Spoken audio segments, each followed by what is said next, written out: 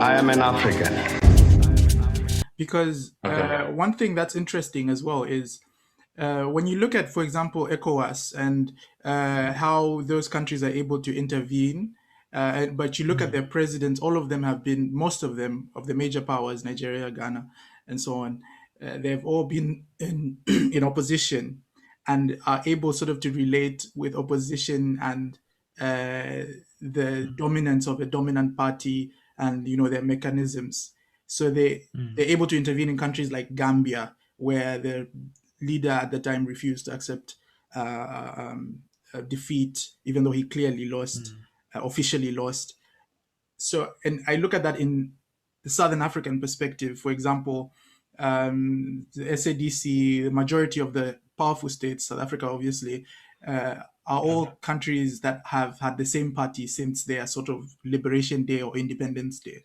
You know, Botswana, BDP, Namibia, SWAPO, Frelimo, as ANC. They all sort of found it difficult to challenge Zimbabwe, for example, you know, with Mugabe and his ZANU-PF. ZANU-PF and the downsides. In Zambia's situation, I think in the early 2000s, because Zambia had already changed its ruling party, they were much more able to condemn.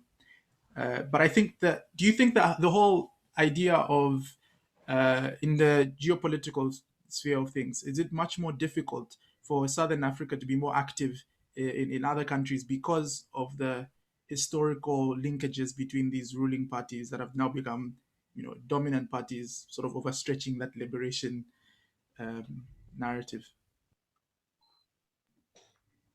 I think very much so, and I think we have a crisis in SADC to that extent, to the extent that we're sitting on a potential future economic powerhouse, which is being misruled and misgoverned by these aging liberation movements to the detriment of the region and to the great benefit of other global players who know very well the latent power that lies in SADC, and who are quite happy for SADC to flail about and not get its house in order, so that we can get on with the business of creating a region which is economically independent. And I think that has to be, obviously the long-term goal is a continent as well that's economically independent. Yeah.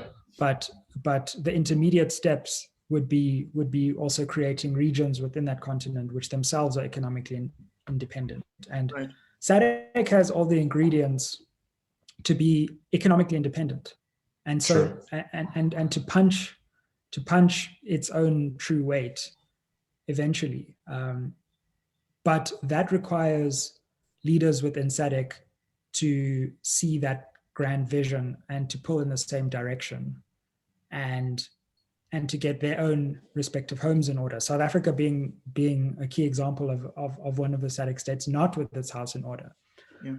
So I think part of what's a crucial mission of our current generation is actually to dismantle this network of aging liberation movements in SADC and replace it with political leadership with the vision to unite the SADC region as a potentially economically independent region, and then forge towards that economic independence. And, you know, to do that is not a simple thing, and it probably won't take one generation. But there are examples in different parts of the world where, when people have got their house in order, sitting on the economic resources that we do, they've got it together fairly quickly in 2 generations or so. And so what are the intermediate steps towards Southern African economic independence? Those are key questions that I think we need to be asking as a generation. What does that unity look like? To what extent should the political unity be formal or informal? To what extent should the economic unity be formal or informal? And how do we club together to ensure that the resources which are in this region are not just plundered? Right.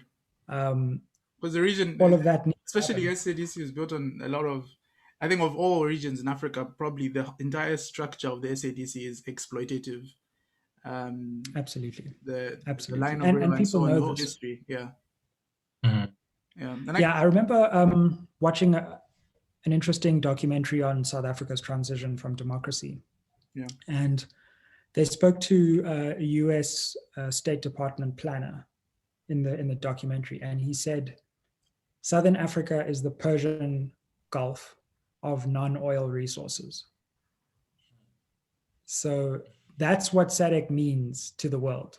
Hey guys, if you liked that video, don't forget to like, share, and subscribe. If you'd like to hear more of this, check out the full-length podcast on multiple platforms, including Spotify, SoundCloud, and Apple Podcasts. See you guys there.